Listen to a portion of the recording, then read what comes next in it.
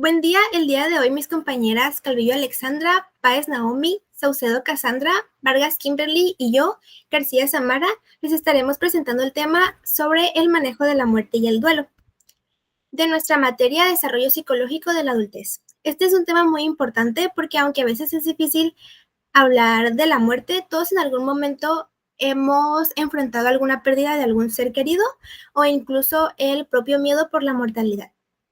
Comprender cómo las distintas etapas de la vida afrontan este proceso, así como las emociones y consecuencias que surgen, nos ayudan a darle un enfoque mucho más humano y reflexivo. A lo largo de la presentación, revisaremos desde los patrones de aflicción y las etapas del duelo hasta situaciones específicas como la pérdida de un padre, un hijo o incluso temas un poco más complejos como el suicidio y el suicidio asistido. La muerte más que un hecho biológico. Primero, ¿qué es la muerte? Podríamos decir que es cuando el cuerpo deja de funcionar, el corazón deja de latir, el cerebro ya no trabaja y la vida se apaga. Pero de verdad, ¿es solo eso? La muerte no es solo algo físico o biológico, es mucho más que eso. También es algo cultural, psicológico, religioso y hasta ético. Es decir, no todos la vemos o la vivimos de la misma manera, lo que significa que la muerte es cómo la sentimos también, cómo la enfrentamos y también todos estos contextos cambian depende de dónde nacimos, en qué creemos o qué experiencias hemos tenido anteriormente. Cada sociedad tiene su propia manera de mirar la muerte y el proceso de morir. Por ejemplo, pensemos en un anciano japonés. Puede recibir la muerte con calma, influenciado por el budismo, que ve la vida como un ciclo natural, donde todo nace, crece, muere y vuelve a empezar. Para él la muerte no es solo un final, sino un paso más. Ahora imaginemos a un joven estadounidense que creció en una cultura donde se valora mucho la independencia, la productividad y el control. Para él, morir siendo joven puede parecer algo injusto, como si fuera un error que hay que evitar a toda costa. Estas diferencias también se ven claramente en las rituales que cada cultura tiene para despedirse de sus muertos, lo que para algunos es un momento de llanto, para otros es un momento de celebración. Veamos algunos ejemplos de esto. La muerte en diferentes culturas. Japón, en muchas casas hay altares donde se honra a los antepasados con comida, flores e incienso. Aunque alguien muera, se sigue sintiendo en el presente. El vínculo con ellos no se rompe, solo cambia. En Gambia, en ciertas comunidades, los muertos siguen siendo parte de la vida social. Se les recuerda, se les nombra y hasta se les tiene en cuenta al tomar decisiones importantes. En Hopi, Estados Unidos, en cambio, esta comunidad indígena no habla del fallecido ni conserva objetos que lo recuerden. La idea es dejar que el espíritu siga su camino sin ataduras ni interrupciones. En Bali, los funerales son coloridos y alegres. Se canta y se ríe. ¿Por qué? Porque creen que así el alma del difunto se libera con felicidad y no con tristeza. En India, allí la cremación es una tradición muy importante. Se cree que al quemar el cuerpo, el alma se libera y puede reencarnar, es decir, empezar otra vida en otro cuerpo. El judaísmo ortodoxo, todo lo contrario ocurre aquí. La cremación está prohibida, se cree que el cuerpo debe ser enterrado hasta que éste eh, debe ser enterrado por completo, esperando el día en que Dios lo resucite. ¿Cómo ha cambiado nuestra relación con la muerte? No solo cambia entre culturas, también ha cambiado con el paso del tiempo. Hace siglos, morir joven era muy común. Las personas morían en su casa, rodeada de sus seres queridos, y ver la muerte era algo normal, pasaba cerca, se hablaba de ella, era parte del día a día. Hoy, gracias a los avances de la medicina, la mayoría de las personas mueren después de los 65 años, pero ya no mueren en casa, muchas veces lo hacen en hospitales, conectados a máquinas, en un ambiente muy diferente. Esto ha hecho que la muerte se vuelva algo más lejano, casi escondido, y también ha surgido una idea nueva de que la muerte es un problema médico que hay que evitar a toda costa. Si alguien muere, muchas veces se vive como si fuera un error o un fracaso del sistema de salud. Y esto nos lleva a una pregunta muy importante. ¿Estamos perdiendo el lado humano de la muerte? ¿Cómo enfrentamos la muerte? La muerte siempre es algo muy personal, no importa cuán nos estemos preparados o qué creencias tengamos. Cuando perdemos a alguien o cuando pensamos en nuestra propia muerte, sentimos cosas muy profundas. La psiquiatra Elizabeth propuso un modelo para entender las emociones que muchas personas viven cuando están en duelo. Ella habló de 5 etapas. La primera es la negación. Esto no puede estar pasando. La segunda es la ira. ¿Por qué a mí? No es justo. La tercera es la negociación. Si me curo, prometo ser mejor. La cuarta, depresión. No tengo fuerzas para seguir. Y la quinta, la aceptación. Estoy en paz con lo que se viene. Pero es importante saber que no todas las personas pasamos por las mismas etapas ni en ese orden. Algunas personas aceptan la muerte de alguien desde el primer momento, otras pueden tardar meses o incluso años en sentirse en paz. Y todo eso está bien porque aunque la muerte es algo que nos pasa a todos, cada quien la vive a su manera. No hay una única forma correcta de sentir o de reaccionar. Hablar de la muerte no siempre es fácil, pero es necesario entender que no solo es un hecho biológico, sino también una experiencia humana, emocional y cultural. Nos ayuda a vivirla con más comprensión y con menos miedo. Aceptar la muerte como parte de la vida no significa rendirse, sino aprender a valorar más cada momento, cada persona y cada despedida. Les voy a platicar sobre los distintos patrones de aflicción y cómo cambia la manera en que las personas vemos la muerte. Entenderemos que el duelo no se vive igual para todas las personas ni en todas las etapas de la vida. El duelo no solo impacta en lo emocional, también se refleja en otras áreas de la vida cotidiana, como por ejemplo cuando una persona pierde a su pareja. Además del dolor emocional, puede enfrentarse a un cambio en su identidad social.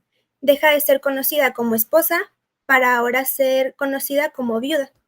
Esto a veces la lleva a replantearse su lugar dentro de la familia o incluso en la comunidad. También hay consecuencias prácticas.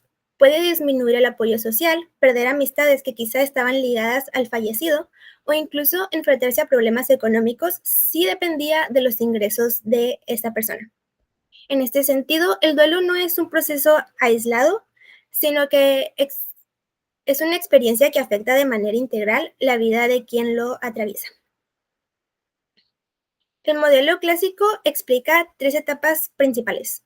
Primero es el choque e incredulidad, cuando la persona recibe la noticia y siente confusión, tristeza muy intensa o incluso negación, como si lo ocurrido no fuera real. Después tenemos la preocupación por la memoria, en la que los recuerdos del fallecido aparecen constantemente. La persona piensa mucho en él, lo sueña o busca objetos que lo recuerden en su presencia. Es un periodo donde el dolor suele aparecer, digámosle, como olas. Finalmente está la resolución, que no significa olvidar, sino aprender a vivir con la pérdida. Aquí la persona logra retomar poco a poco sus actividades y el dolor se vuelve un poco más manejable. Un ejemplo de estos juntos sería alguien que pierde un amigo cercano. Puede al inicio no creerlo, después recordar anécdotas y sentir un gran vacío, y con el tiempo, aunque aún lo extrañe, logra recordarlo sin tanto sufrimiento y continuar con sus proyectos. No todas las personas atraviesan el proceso de duelo de la misma manera, ni siguen exactamente el proceso del modelo clásico mencionado anteriormente. Worman y Silver identificaron 3 variaciones que ayudan a entender mejor estas diferencias. La primera es la aflicción esperada, que corresponde al proceso más común. La persona experimenta un dolor muy intenso al inicio, pero con el paso del tiempo esa intensidad va disminuyendo y le permite adaptarse poco a poco a la pérdida. En segundo lugar, tenemos la ausencia de aflicción, donde prácticamente no se observa dolor ni al inicio ni después. A simple vista podría parecer como frialdad o quizá indiferencia, pero en realidad es una manera distinta de procesar la pérdida en la que la persona logra continuar con su vida sin mostrar grandes expresiones de sufrimiento. Y por último, la aflicción crónica, en la que el dolor se mantiene durante mucho tiempo sin disminuir. Esto suele ocurrir más cuando la pérdida es repentina o inesperada, lo que hace más difícil asimilar lo ocurrido. Estos hechos nos muestran que no existe una sola forma correcta de vivir un duelo. Cada persona lo enfrenta de acuerdo con sus recuerdos, su historia y las circunstancias de la pérdida. También es importante mencionar que algunos estudios muestran que el patrón más común no es necesariamente el dolor intenso y prolongado, sino la resiliencia, lo cual significa que la persona manifiesta una aflicción más moderada y con el tiempo logra adaptarse de manera, digámosle, natural, sin necesidad de pasar por un duelo demasiado fuerte o incapacitante. Es importante aclarar que esto no quiere decir que a la persona no le importe la pérdida, sino que consigue aceptarla y seguir adelante de una manera más equilibrada. En la niñez, más o menos entre los 5 y 7 años, los niños empiezan a entender 3 cosas: que la muerte es irreversible, es decir, que ya no hay vuelta atrás, que es universal, o sea que a todos nos va a pasar, y que el cuerpo deja de funcionar, ya que antes de esta edad pueden pensar que algunas personas nunca mueren o que el fallecido todavía siente o piensa. Cuando los niños se enfrentan a una pérdida, muchas veces lo muestran con enojo, mal comportamiento o negando lo que pasó. Los adultos muchas veces cometemos el error de ocultarles la verdad para intentar protegerlos, pero todo lo contrario a esto, lo único que se logra es confundirlos más. En la adolescencia pasa algo un poco más distinto. Muchos ni siquiera piensan en la muerte, pero toman riesgos como manejar imprudentemente o consumir drogas, y es cuando lamentablemente muchas veces les toca enfrentar la muerte de una forma muy repentina o de golpe. El duelo no tiene un solo camino. Algunas personas pasan por etapas muy intensas, otras lo viven de manera más ligera, y en niños y adolescentes es muy importante acompañarlos con claridad y apoyo. Lo más importante es entender que cada persona tiene su propio proceso de pérdida. Adultez. Los adultos tempranos que han terminado con su educación e iniciado el matrimonio o la paternidad están impacientes por vivir la vida por la que se han preparado por lo general. Las personas que desarrollan enfermedades terminales entre sus 20 y 30 tienen que enfrentar cuestiones de la muerte en una edad en la que deberían resolver problemas más simples, por así decirlo.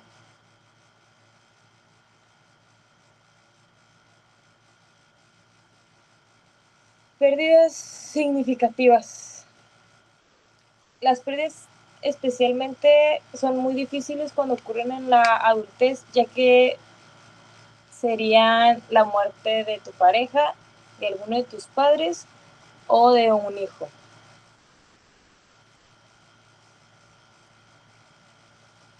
Eh, Dado que las mujeres tienden a vivir más tiempo que los hombres y en la mayoría de los casos son más jóvenes que sus maridos, es más probable que terminen enviudando.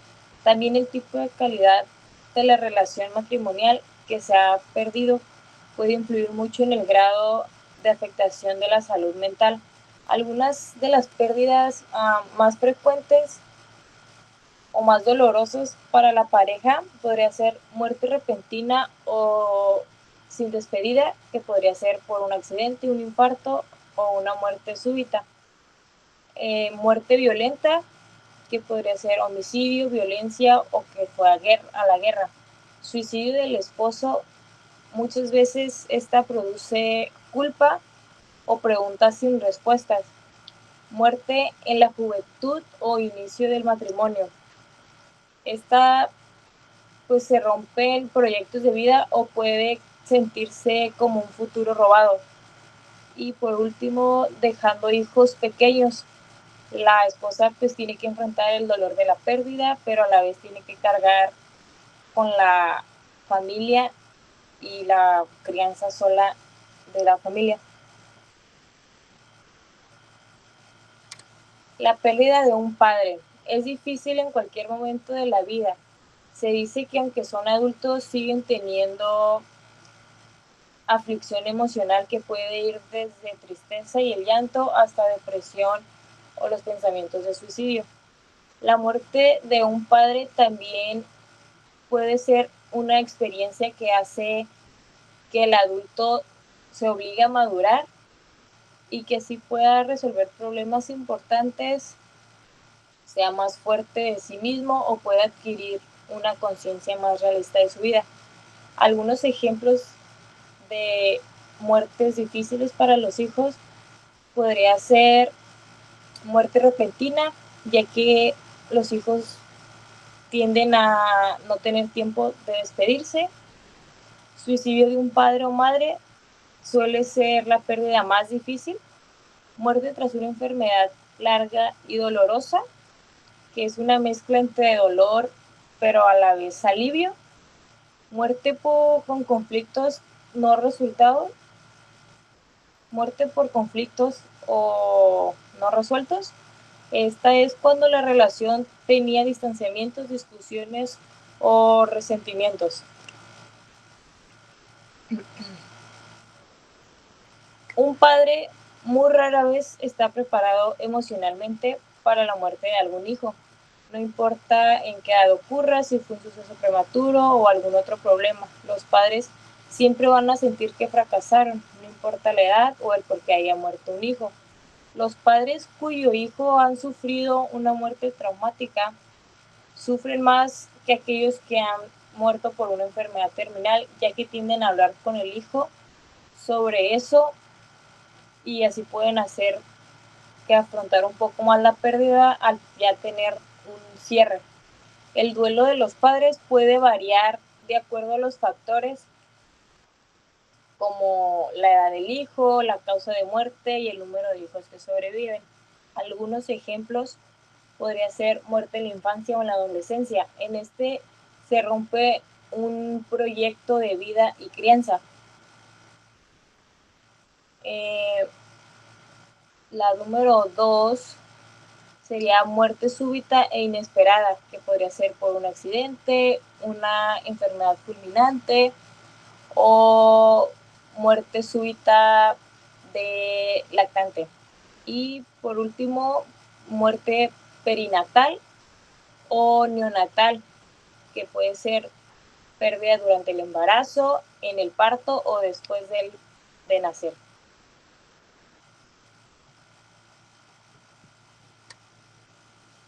Yo les voy a hablar de dos temas muy importantes pero delicados, el suicidio y la eutanasia. Son temas que generan debate, emociones y muchas dudas, pero conocerlos nos ayuda a comprender mejor la importancia de la salud mental, la dignidad de la vida y la necesidad de acompañar a quienes sufren. El suicidio. El suicidio es un problema mucho más frecuente de lo que solemos imaginar. Las estadísticas, de hecho, suelen subestimarlo, porque en muchos casos se registran como accidentes automovilísticos o sobredosis accidentales. Esto significa que el problema puede ser todavía más grande de lo que se reflejan en los números oficiales.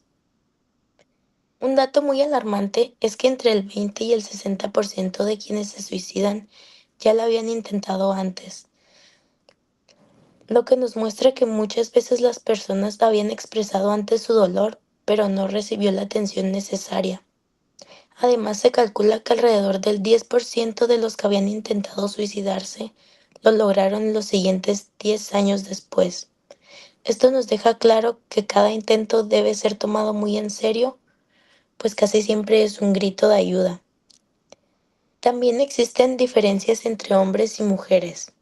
Los hombres presentan tasas más altas de suicidio consumado, en gran parte porque tienden a usar métodos más letales como las armas de fuego.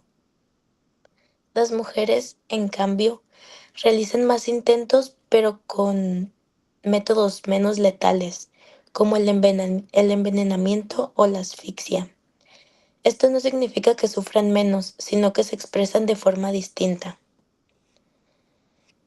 Entre los factores de riesgo podemos mencionar que las mujeres solteras, jóvenes, con poca educación y con rasgos de impulsibilidad como ansiedad o depresión son más vulnerables. También influye la edad. En los últimos años se ha visto que se aumentó las cifras durante la Edad Media, que es de 40 a 50 años, y después de los 75 años las tasas vuelven a crecer. Cuando hay antecedentes de suicidio en la familia, la probabilidad aumenta. Esto puede explicarse no solo por lo emocional o lo aprendido, sino también por factores biológicos. Los estudios muestran que una baja actividad de serotonina en el cerebro es una sustancia encargada de regular el estado de ánimo, el juicio y el control de impulsos. Esta puede estar relacionada con una mayor vulnerabilidad, es decir, no se trata simplemente de querer o no querer vivir, sino de una interacción muy compleja de lo biológico, lo psicológico y lo social. Aunque algunas personas ocultan sus planes, la mayoría da señales de advertencia. Estas incluyen hablar de la muerte, regalar objetos de valor, mostrar cambios drásticos en su personalidad, descuidar su apariencia, abusar de drogas o alcohol, cambiar sus hábitos de sueño y alimentación o mostrar sentimientos intensos de desesperanza, apatía o pánico. Por eso es fundamental estar atentos y nunca minimizar estas señales. Acelerar la muerte. Hay dos tipos de eutanasia. Existe la eutanasia pasiva y la eutanasia activa. La eutanasia pasiva ocurre cuando se retiran tratamientos que mantienen con vida a un paciente, como respiradores o alimentación artificial. La eutanasia activa, en cambio, implica una acción más directa, como administrar una sustancia letal para provocar la muerte. En muchos lugares, la eutanasia pasiva es legal bajo ciertas condiciones, pero la eutanasia activa casi siempre es ilegal y muy polémica. Un ejemplo de esto podría ser el caso de Terry Schiavo. En 1990, a los 26 años, Terry sufrió un paro que le causó un daño cerebral irreversible, dejándola en estado vegetativo. Su cuerpo seguía vivo gracias a máquinas, pero ya no había posibilidad de recuperación. Su esposo quería desconectarla, pero sus padres se negaban a eso. Entonces llegaron a un juicio que duró 7 años y finalmente en 2005 se aprobó el poder desconectarla. Le quitaron los tubos que podían alimentarla y Terry falleció como 2 semanas después de lo sucedido. Tanto el suicidio como la eutanasia nos invita a reflexionar temas que muchas veces preferimos evitar. El suicidio nos recuerda la importancia de la prevención, estar atentos a las señales y la comprensión de factores biológicos, psicológicos y sociales. Y la eutanasia, por su parte, nos enfrenta a dilemas sobre la dignidad, la voluntad y el sufrimiento humano.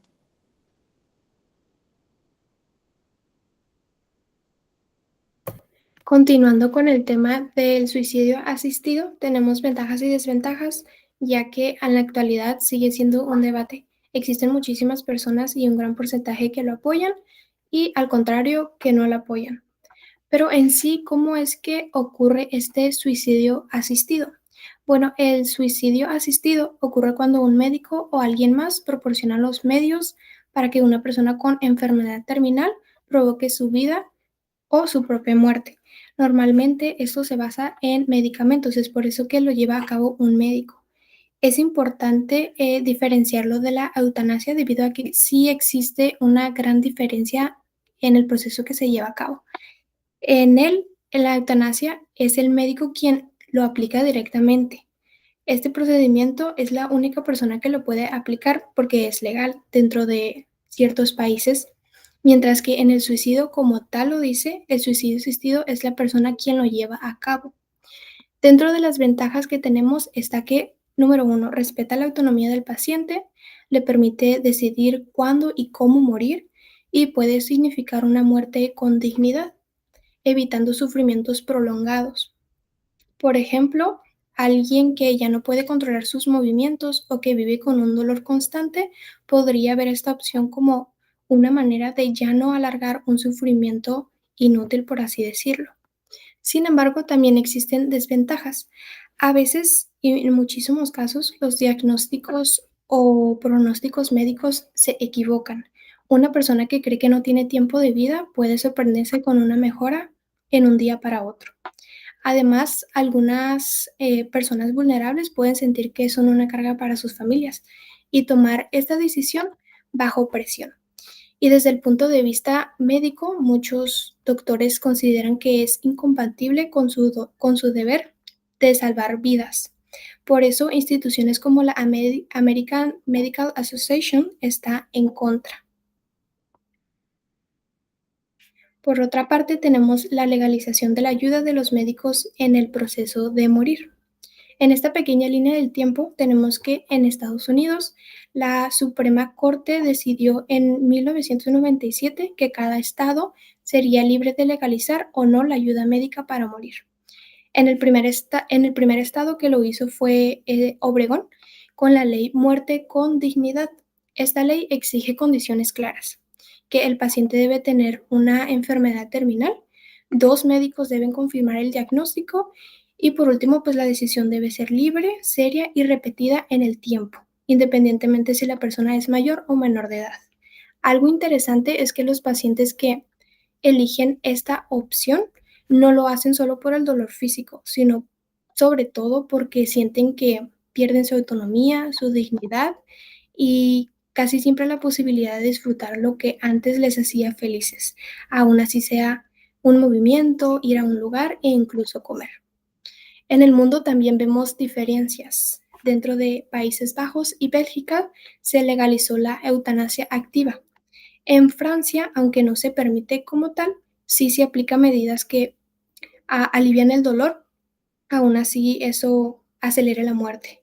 Esto nos enseña que la legalidad y las prácticas cambian según la cultura y los valores de cada sociedad. Decisiones en el final de la vida y actitudes culturales. Un estudio en 6 países europeos mostró que las decisiones sobre el final de la vida son muy diferentes. Por ejemplo, en Suiza, el 41% de las muertes incluyó suspender tratamientos médicos, mientras que en Italia solo un 6%. En Países Bajos y Bélgica son muy comunes las formas activas de muerte asistida, mientras que en Estados Unidos la mayoría de las personas está más a favor de rechazar tratamientos cuando ya no sirven que de aplicar la eutanasia. Además, las actitudes culturales juegan un papel enorme. Los navajos, por ejemplo, evitan hablar de la muerte porque creen que lo podrían atraer. En las familias como chinas, muchas veces se oculta la verdad al paciente para no lastimarlo. Y entre afroamericanos e hispanos se suele dar prioridad a prolongar la vida, incluso si la calidad es muy baja. Esto demuestra que como tal no existe una sola forma correcta, por así decirlo, de decidir sobre el final de la vida, sino que sí depende mucho de valores, creencias y tradiciones culturales. Algunas de las opciones para el final de la vida y preocupaciones por la diversidad tenemos que, como mencionado inicialmente hablando de este tema del suicidio asistido, es que el debate sobre la ayuda médica para morir también ha tenido como un efecto positivo y es que visibilizó la importancia de los ciudadanos paliativos, que es cuando los médicos hablan claramente con los pacientes sobre síntomas, temores y objetivos. Muchas veces se encuentran maneras de aliviar el sufrimiento sin necesidad de acelerar la muerte. Sin embargo, en países como Estados Unidos surge como un reto que es la diversidad cultural. No todos los grupos valoran la autonomía individual como lo hace la cultura occidental. Un gran ejemplo para ello es que para los navajos o para inmigrantes de México y Corea, la decisión suele ser tomada por la familia, no solo por la persona enferma. Por eso, cada paciente necesita ser atendido tomando en cuenta sus creencias y costumbre, a la vez respetando ellas.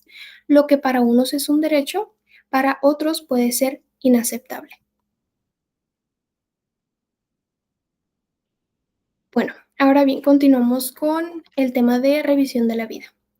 Como tal, la revisión de la vida significa mirar hacia atrás para reflexionar sobre lo vivido y encontrarle sentido a la propia existencia. Aunque puede suceder en cualquier momento, en la vejez es en donde tiene un valor mucho más especial. Puede ayudar a alcanzar lo que Erickson llamaba como la integridad del yo. Este proceso permite reconocer los logros, aceptar fracasos, reconciliarse con otras personas y cerrar ciclos. En la literatura y el cine tenemos ejemplos muy claros, como Scrooge en Un cuento de Navidad, que transformó su manera de vivir a como su manera de vivir tras recordar un pasado. O George Bailey en It's a Beautiful, Wonderful Life, que aprende a valorar su vida al repasar todo lo que ha hecho, tanto lo bueno como lo malo.